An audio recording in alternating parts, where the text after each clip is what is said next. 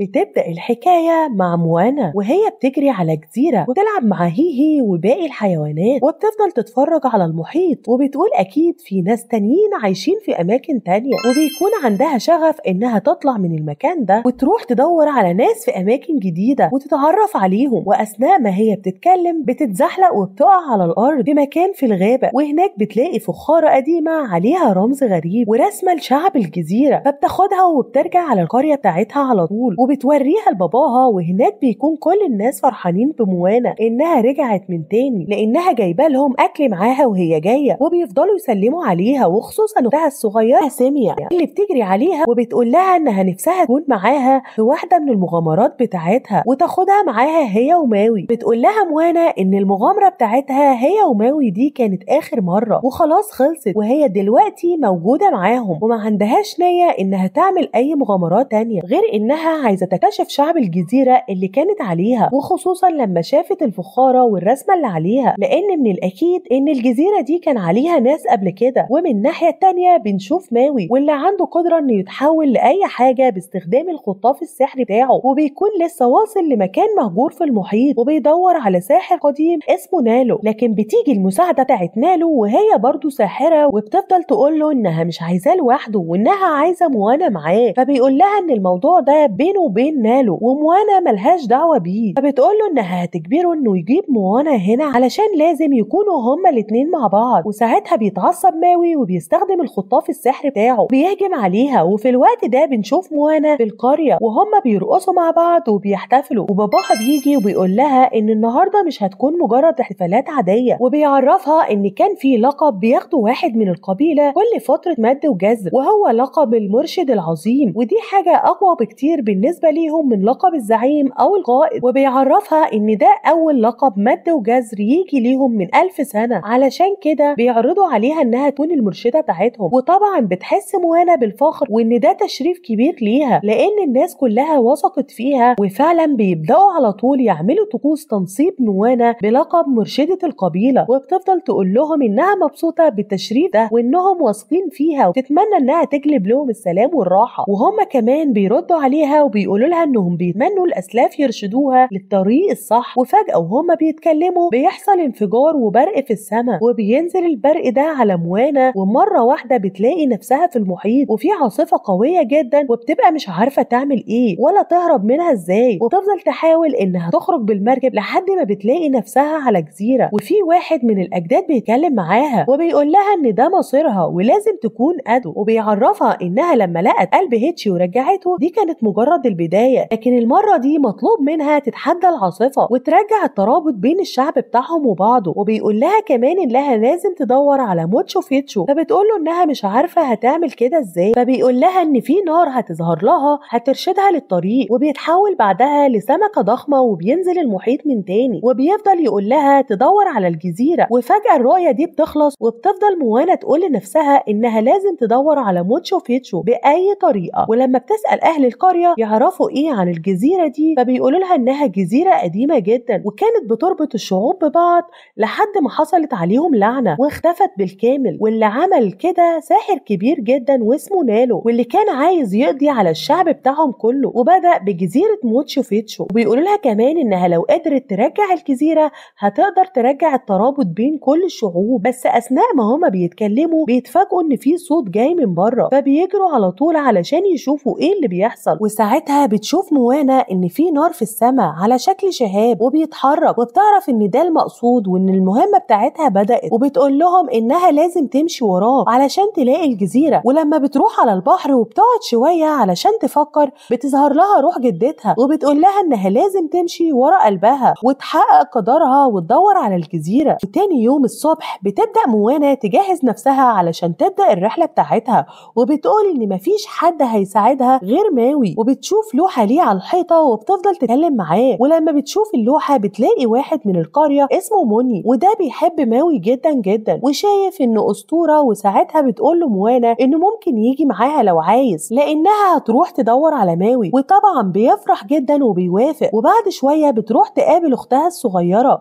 اللي بتكون مصممة جدا انها تروح معاها، لكن طبعا موانا بترفض وبتقول لها انها تخاف عليها بس بتعرفها ان لما المهمة تخلص هتاخدها معاها. بعدها بتروح موانا على البحر علشان تتحرك، وباباها بيقول لها إنها تاخد معاها ناس في الرحلة دي علشان موني لوحده مش هيكون كفاية، وفعلا بتوافق موانا وبيتحركوا كلهم بالمركب. ومن الناحية التانية بيكون ماوي مربوط والخطاف بتاعه بعيد عنه، وبيفضل يتكلم مع الساحرة ويقول لها إنه واثق إنه هيعرف يخرج من هنا، وهي بتقول له إنها مش هتسمح له يتحرك إلا لما موانا تيجي. وبعدها بنرجع لموانا مرة تانية هي وأصحابها في المية، وبتفضل تقول لهم إن المحيط صديقها وإن هما كمان لازم يحسوا إنهم أصدقاء للمحيط علشان ما يأذيش حد منهم، وبيكونوا متحمسين جدا إنهم يلاقوا الجزيرة ومتأكدين كمان إنهم هينجحوا في الرحلة دي، لحد ما بيتفاجئوا إن في جزيرة قدامهم عبارة عن كائن بحري عملاق وفيه كائنات عليه، وبيرموا الحبال بتاعتهم علشان يمسكوا المركب اللي عليها موانا وبيشدوها ناحيتهم، وبيفضلوا يرموا عليهم أسهم ويهاجموها لحد ما بينجحوا إنهم يشدوا المركب كلها عليهم، وهناك بيهجموا على موانا والطقم اللي معاها وبيقدروا يخدروهم كلهم. وبعد شوية بتظهر الكائنات دي، وأول ما بيشوفوا موانا بيعرفوها على طول لأنهم اتعاملوا معاها قبل كده لما كانت في المغامرة اللي فاتت في الجزء الأول، وكمان بيعاملوها معاملة الملوك وبيعملوا نفسهم على شكل كرسي عرش علشان تقعد عليه، وكمان بيفوقوها هي والطقم اللي معاها وبيقرروا إنهم يساعدوها علشان تخرج من المكان ده وتعدي الكائن البحري العملاق. والموضوع في الأول ما بيكونش سهل والحبل بتاع المركب بيتقطع، لكن موانا بتجري بسرعة وبتفضل ماسكة الحبل بكل قوتها لحد ما بيعدوا، لكن المشكلة إن بيحصل تدافع للأمواج والمركب بتفضل تتخبط منهم لحد ما بيقعوا كلهم وبيلاقوا نفسهم في مكان غريب زي ما يكون كهف تحت البحر. بس المشكلة إنهم بيدوروا على موانا وبيكتشفوا إنها مش معاهم، وبيعرفوا إنهم وقعوا في مكان غير اللي موانا وقعت فيه، وفجأة بيظهر قدامهم كائن وبيكون ضخم جدا، وأول ما بيشوفهم بيحاول إنه يهجم عليهم لكنهم بيضربوه بسهم وبيجي في بقه، وده بيخلي الكائن بينزل مادة لونها أزرق وبتكون زي الحمض، وبسبب المادة دي الأرض بيحصل لها تآكل من تحتهم وبيقعوا مرة تانية وبيلاقوا نفسهم بالمكان اللي محبوس فيه ماوي. وطبعا موني أول ما بيشوفه بيكون مبهور جدا ومبسوط إنه بيقابل الأسطورة ماوي، وساعتها بيقول له ماوي إنه بقاله شوية بيحاول يخرج من المكان ده، ولحسن الحظ إنه جه علشان يتفرج على اللحظة التاريخية دي ويلحقها من أولها، وبيمسك ماوي حبل وبيرميه على الخطاف بتاعه وبيقدروا إنه يجيبه، وبعدها على طول بيتحول لحشرة صغيرة علشان يقدر يفك السلاسل اللي ربطاه، وبيقول لهم إنه هيمشي من هنا بس بيحذرهم إن في ساحرة في المكان، وده علشان لو شافوها يجروا على طول علشان هي خطر جدا وممكن تخلص عليهم. بس قبل ما يمشي بيشوف الفرخة هيهي وبيعرف إن دول أصدقاء موانا وبيسأل عليها، وفي الوقت ده بتكون موانا لسه فايقة وبتلاقي نفسها في مكان فاضي وغريب، وبتلاقي أختها الصغيرة قدامها، ولما بتتكلم معاها بتعرف إن دي مش أختها وإنها خفاش بس معمول له سحر علشان يبقى شبه أختها الصغيرة بالظبط. وفجأة بيظهر لها عدد كبير من الخفافيش وبيكون وراهم الساحرة اللي بترحب بموانا وبتقول لها إن هي استنتها كتير جدا لحد ما جت، والساحرة بتقول لها إنها الحارسة بتاعة المكان ده كله وبتطلب منها إنها تيجي معاها علشان تساعدها تحقق مصيرها. فبتقول لها موانا إنها ما تعرفهاش علشان تيجي معاها، فبتقول لها الساحرة لو عايزة تكسري لعنة نالو وتلاقي الجزيرة المفقودة يبقى لازم تيجي ورايا. فبتسألها موانا هتستفاد إيه لما تساعدها، وساعتها بتفاجئها الساحرة وبتقول لها إن نالو حابسها هنا وهي عمرها ما هتقدر تخرج إلا لو هي وماوي قدروا يهزموا نالو، وساعتها هتاخد حريتها وتقدر كمان إنها تروح تعيش في المكان اللي هي عايزاه. وبتقول لها كمان إنها خططت لكل ده علشان تخطف ماوي من بدري وتخليهم يتقابلوا وتسهل عليهم إنهم يبدأوا في المهمة بتاعتهم. فعلا بتاخدها وبتمشي معاها وبيدخلوا هما الاتنين من بوابة، وهناك بتقف موانا على بوابة ضخمة جدا وبيكون لها جنبين، وماوي بيجي يقف على الجنب التاني من البوابة وبتطلب منهم إن كل واحد فيهم يضرب البوابة من الجزء بتاعه، ولما بيعملوا كده بيلاقوا البوابة فتحت وبينزل ماوي فيها، وبتفضل الساحرة تتكلم مع موانا وتقول لها إن مصير الشعب بتاعها كله بين إيديها وإن مصيرها هي كمان بين إيديها. ولما بتنزل موانا بتقول الساحرة لواحد من الخفافيش بتوعها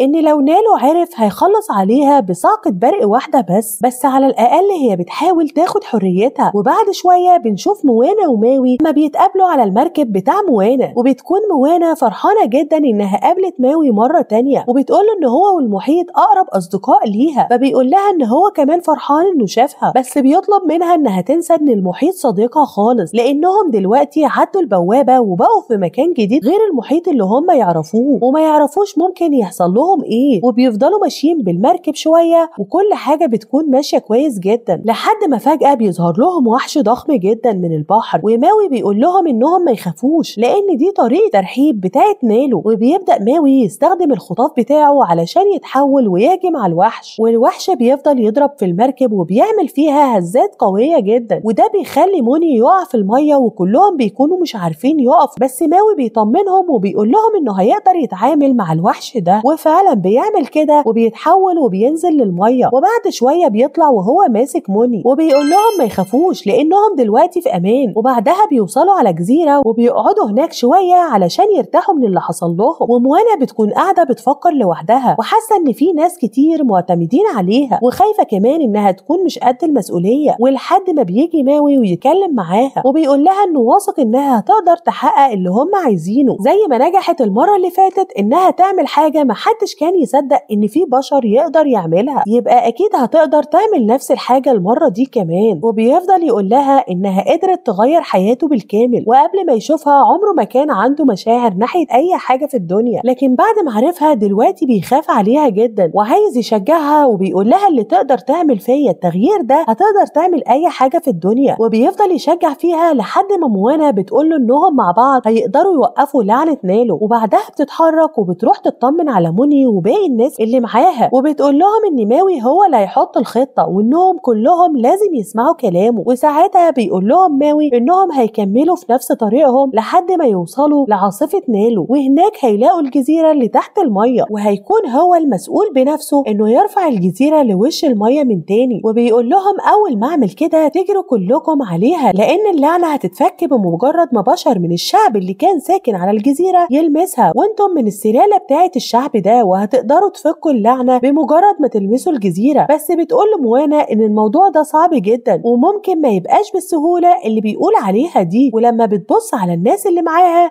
بتتفاجئ انهم كلهم متحمسين. وموني بيفضل يقول لها انه عاش عمره كله بيسمع قصص الاجداد والبطولات بتاعتهم، وحتى لو مات مش هيفرق معاه لانه اسمه هيتكتب جنبهم وهيتقال كمان انه كان بطل. وبكده بتطمن موانا انهم كلهم متحمسين وجاهزين للمهمة على طول، وبيفضلوا على المركب وبيتحركوا لحد ما بيوصلوا على مكان العاصفة، واللي بتكون قوية جدا لدرجة انهم مش بيقدروا يقربوا منها، لكن ماوي بيقدر يتحرك وبيقول لهم انه هيتصرف وبيتحول لنسر وبيحاول يقرب من العاصفة، بس بيكون صعب جدا، فبيتحول لسمكة كبيرة وبينزل في المية علشان يهجم على العاصفة من تحت، وبيفضل يغير شكله بين شكله الحقيقي والنسر وكمان الحوت لحد ما بيقرب من العاصفة، بس بيتفاجئ لما بيلاقي العاصفة مش بتهجم عليه. ولما بيرجع على المركب فبتقول له موانا انها كده فهمت ان العاصفة عايزاهم هم ومش عايزة ماوي، وبتقول له انهم هيقدروا يستغلوا الموضوع ده علشان يقدروا يشتتوا انتباه نالو ويخلوه يوجه الاعصار ناحيتهم هم ويدوا فرصة لماوي انه يسحب الجزيرة. وبتبدأ تقول للي معاها انه حصل تغيير بسيط في الخطة وبتطلب منهم يغيروا اتجاه المركب، وفعلا بيعملوا كده، وفي نفس الوقت بيتحرك ماوي وبيغير شكله وبيقرب من العاصفة اللي بتكون فعلا بدأت تتحرك ناحية موانا واللي معاها. واول ما بيفضى مكان لماوي بينزل الخطاف بتاعه للمية وبيعلقه في الجزيرة وبيبدأ يسحبها، والموضوع بيكون مش سهل في الاول، لكن بعد محاولات بتبدأ الجزيرة تترفع معاه. لكن المشكلة ان في الوقت ده بيستخدم نالو البرق وبيضرب بيه ماوي وبيوقعه في المية وبيخليه يفقد الوعي، وكمان بيبدأ يهجم عليهم كلهم بالبرق. لكن موانا مش بتخاف وبتقوله ان اهم حاجة انها تنقذ ماوي وبترمي نفسها في المية علشان تخرجه، وفعلا بتعمل كده وبتروح على ماوي وبتسحبه لبره وبتوصل على المركب. وساعتها بيبدأ نالو يزود هجمات البرق عليهم، لكن موانا بتفضل تعوم لحد ما بتنزل لعمق كبير جدا في المية وبتلمس الجزيرة. فجأة المحيط كله بينور والشمس بتطلع والعاصفة بتختفي تماما، وبيكون ماوي هو كمان فاق في الوقت ده وبيدور على موانا، ولما بيعرف اللي عملته بيقرر انه ينزل يدور عليها بنفسه، وفعلا بينزل للمية وبيتفاجئ بيها وهي فاقدة للوعي تماما، وبيفضل ينادي عليها وبيحاول انه يفوقها بكل الطرق لكنها مش بترد عليه. وساعتها بيطلب المساعدة من الأجداد وبيقول لهم ان موانا عملت اللي مفيش بشر قادر يعمله، وبيفضل ينادي عليهم لحد ما بتظهر له كل الأرواح وبيتحدوا مع بعض وبيقدروا انهم يفوقوا موانا وبيدوها اسوره سحريه تكريما ليها على اللي عملته. وبعدها على طول بيطير ماوي وبيسحب بيسحب الجزيرة بره المية بكل سهولة وبيرجع كل حاجة زي ما كانت، والجزيرة كمان بتبدأ تكون من جديد بشكلها الجميل، وبيجروا كلهم على الجزيرة وبيكونوا مبهورين بيها وبالشكل بتاعها، وكمان بيشوفوا مراكب بتقرب منهم وبيعرفوا انهم من نفس سلالة الشعب اللي كان ساكن الجزيرة دي وجايين علشان يعيشوا هنا. فبتقول لهم موانا انها كده قدرت توحد كل الشعوب مع بعض ونجحت كمان في المهمة بتاعتها، وعلشان توفي بوعدها مع اختها الصغيرة بتخلي ماوي يطير لحد الجزيرة بتاعتهم وبيجيب معاه سيميا علشان تتفرج على الجزيرة. وبعد ما بيخلصوا كل حاجة بترجع موانا للجزيرة بتاعتها، واهلها كمان بيحتفلوا بيها وبيقولوا لها انها تستحق لقب المرشدة العظيمة، وبيكون كلهم فرحانين بيها وبيعملوا لها احتفال كبير جدا. وبكده بتكون خلصت حكاية النهاردة. لو عجبكم الفيديو ما تنسوش تعملوا لنا لايك وتشتركوا في القناة وتفعلوا زر الجرس لقناتنا حكايات انمي. وسلام.